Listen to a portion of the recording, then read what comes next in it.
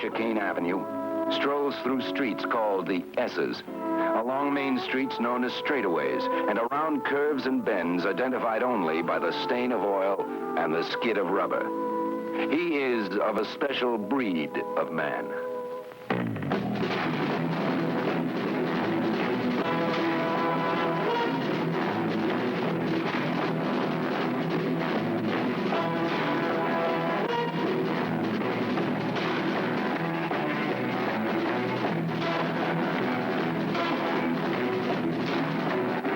This is a record of 12 violent days of racing. One season of America's fast and vicious Trans-Am Championship.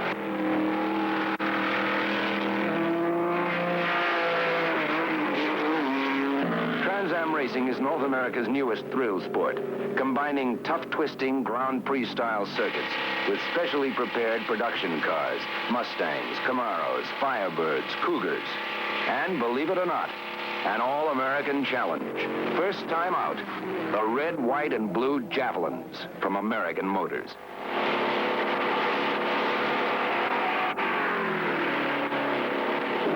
People ask us sometimes why American Motors goes racing. And I guess the question is the same that the mountain climber answers the question. Why do you climb a mountain? You climb a mountain because it's there, and you go racing because it's a challenge. That's the why of American Motors' surprising entry into big-time racing. The who and the what are a patch quilt pattern of bold men pursuing their own dreams. The American Motors racing team, George Fulmer, master driver and U.S. road racing champ. Peter Revson, international Grand Prix racer and winner of the Sports Car Club of America's Kimberly Cup, given to the most promising driver on the circuit.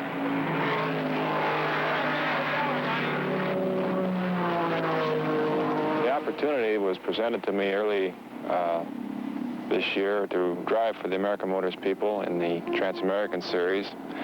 I had some reservations initially, but after investigating their program and the personnel that they had lined up, and my co-driver Peter Revson, I felt that the team would be strong and that we would have some difficulties. We'd have some pioneering to do to learn about the car and the track and get things organized, but it was a great opportunity, I felt, for myself, and I know Peter Revson feels the same way, and that we were able to come up with something new and try to do a job that a lot of people said we couldn't do.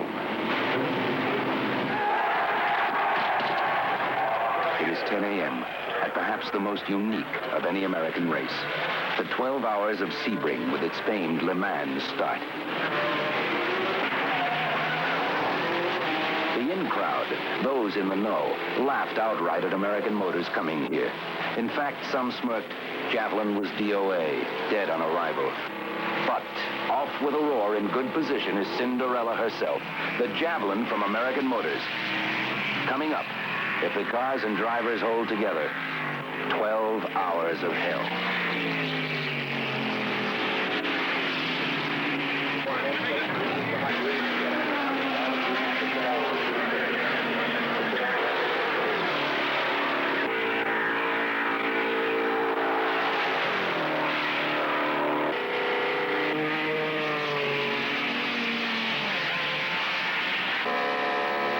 Pit stop. And for the first time, the Javelin racing crew begins to function under fire.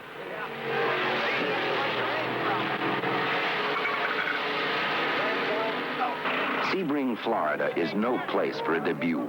The track may be the toughest in the business. And yet it is here that American Motors has come to try its wings. The 12 hours of Sebring. First time out. First time in international competition. Sebring, a 5 2/10 mile long drag strip with corners in it. 20 shifts in a lap. 5 hours in the sun. 6, and time takes its toll. Halfway home, and racers are already dropping out.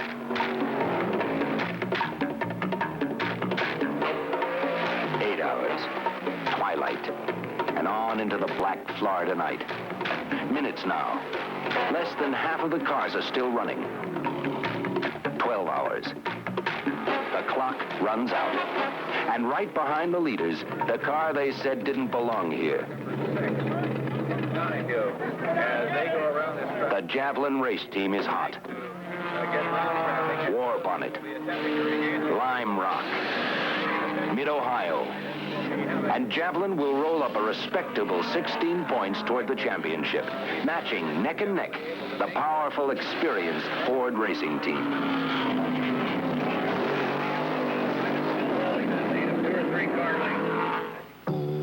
It is one of the oldest traditional racetracks in North America, Watkins Glen, New York. Javelin. Javelin. Javelin is the big word. The red, white, and blue is everywhere, and the smirks and the jeers are gone. The competition is concerned, worried. Cinderella has turned out to be a sharp knife on the end of a long stick. Mustang man Jerry Titus, for example. Well, I was amazed again at the Javelins. They keep getting faster every race. I was noticing down the straightaway that I could hardly pull them with a toe. So that means they've got a lot of horsepower, and they'll be in there strong. They have good chauffeurs, and they fight from beginning to end. So it's a real good team effort. You just don't know. I'm going to have my work cut out for me, I'm sure.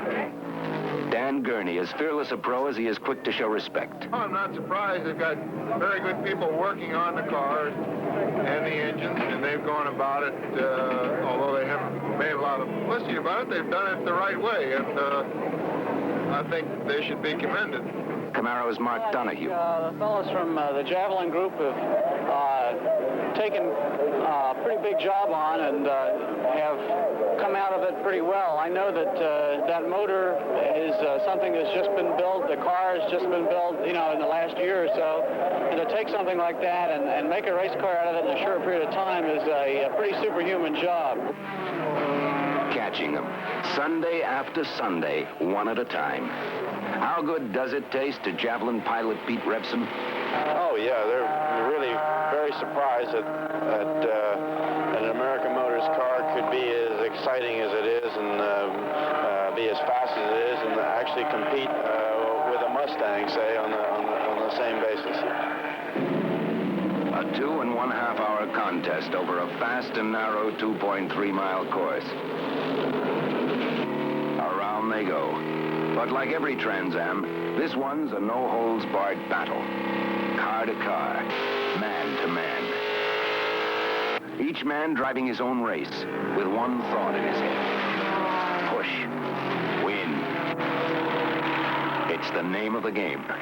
Hour upon hour, lap upon lap. Javelin hitting up to 150 miles an hour in the straights. On the skinny curves of Watkins Glen, it can happen anytime.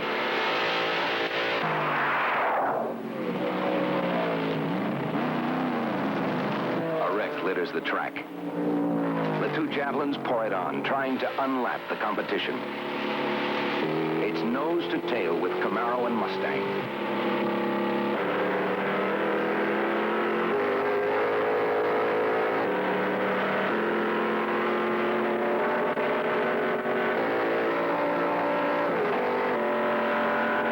Javelin pushes and pushes all the way around the day. As if to prove their Javelin racing team is in the Trans-Am for keeps, a determined day on the race course turns into a long night in the classroom. Okay, watch this one now. Here we go. Well, that's a fast left-hander before Getaways. Yeah, there it is. Well, there's one thing. We're getting better in every race.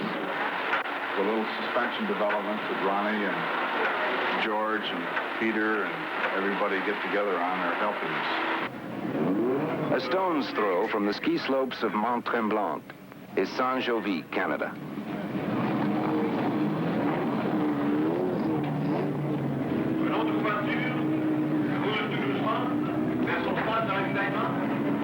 And for the first time, American Motors and the Javelin racing team crosses the border into international competition. George Foreman, qui est un ancien champion américain. Halfway through the grueling Trans-American Championship season. And the red, white, and blue crew is toughened up.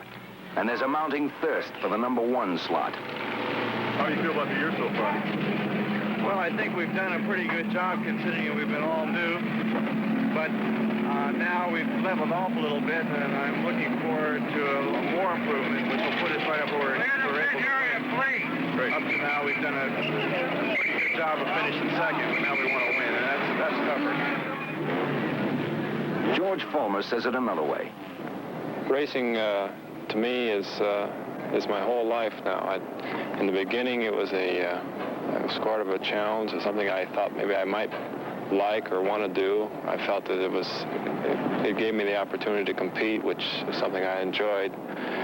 I got started in a similar way as to many people do, a very, very small, very limited amount of experience, and finding it very difficult to get started. It's a very cruel sport, and there's so many heartbreaks, so many difficult times. You anticipate a good weekend and winning a race, and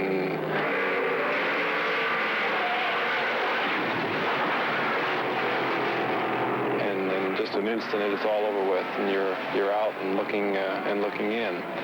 It's a very difficult sport, but it's one that even with all the heartbreaks and all the disappointments that one can have, you still come back for more. It gets in your blood. It's just something that this is what you live for. This is what you want to do, and no matter how cruel and how many things you have to give up for it, you come back for more and enjoy it.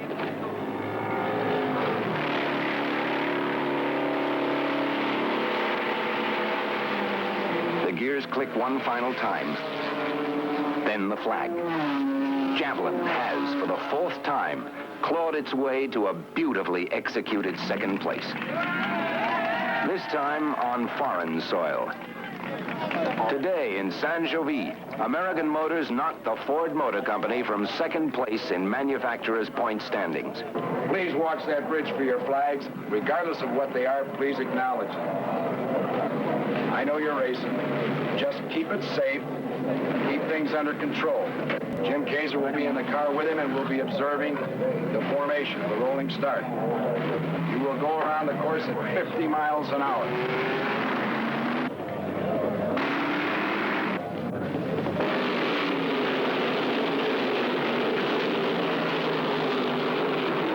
This is Bridgehampton. On the second day of summer, the Trans-Am rolls again.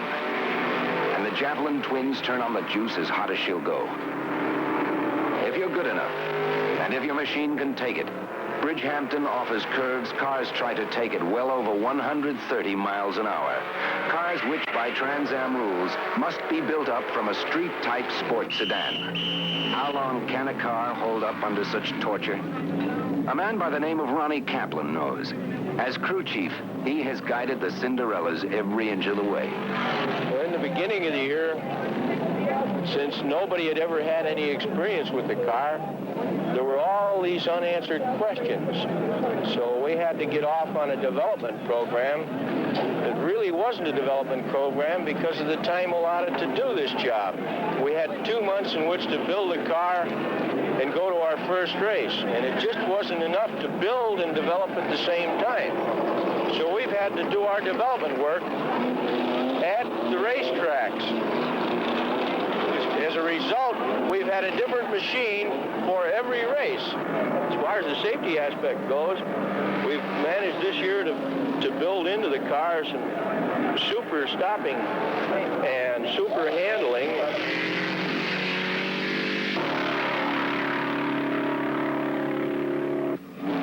It would seem the Javelin racing team's engineering staff and pit crew are as good as the drivers. Because on this Sunday, George Fulmer's Javelin moved up still another notch.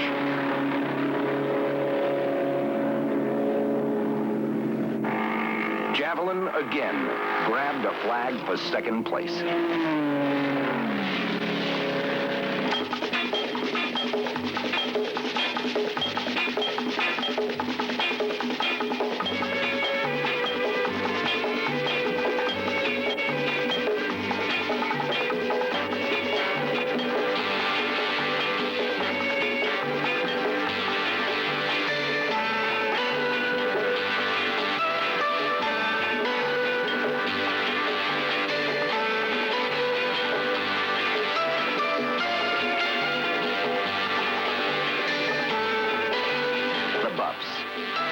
kooks, the curious, the old, the young.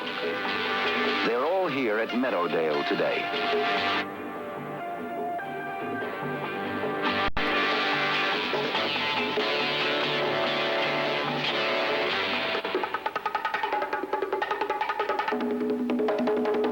And where the crowd is drawn, so goes the press.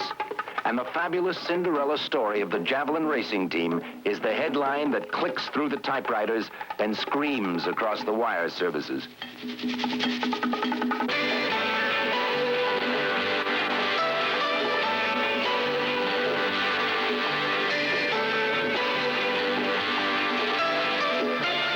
Meadowdale swung today, and the beat was Javelins. Pete Revson brought home the team's third second-place flag.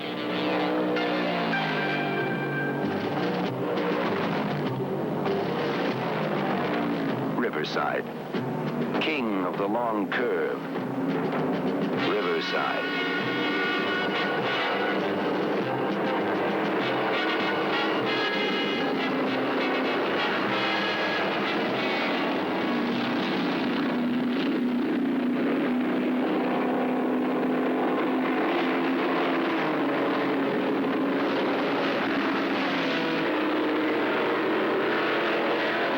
The crowd here today sits through a scorcher. 110 degrees on the track.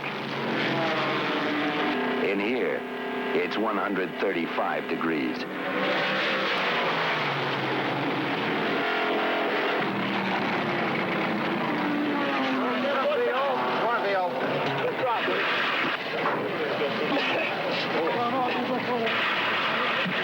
This man got Javelin in and out of a pit stop today in 9 seconds flat. That's his job, chief mechanic. You can either win a race or lose a race with pit work. It's got to be synchronized, practiced, perfected. There's no wasted motion. Say a tire changing is not something you plan. Most of the time it's something it's an emergency. You bust a tire, puncture it. And maybe within 5 seconds they have to be fully organized to accept the car when it comes in. And change it and be on its way, say, within 25 seconds.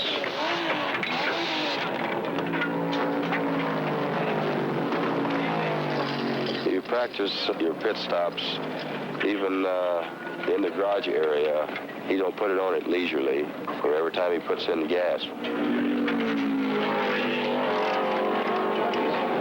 Hours mean nothing to the mechanics because it's in their blood. You're either a natural-born racer or you're not. And sometimes you work 3-4 days and you never quit. You never quit until that checkered flag drops. And you either win or you say, next time I'll get it.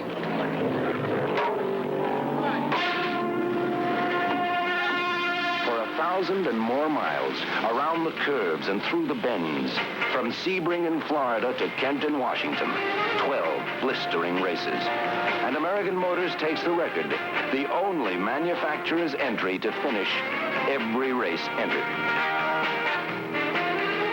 Some newspaper man, a long time ago, called this venture the impossible dream. He was simply wrong. We've had, I think, a very good finishing record. We've had good finishes in every race. We've never failed to finish at least one car in every race that we've started. We feel that this effort is basically because of the team spirit that we have. That's what it takes. It takes that blood or that breed of a man to be a successful racer, to have a successful team. Javelin, the Cinderella car, has turned the 1968 Trans-American Championship on its ear with this performance. And now that it's over, American Motors is a major competitor in the world of racing. Just how tough? Javelin did it at Trans-Am.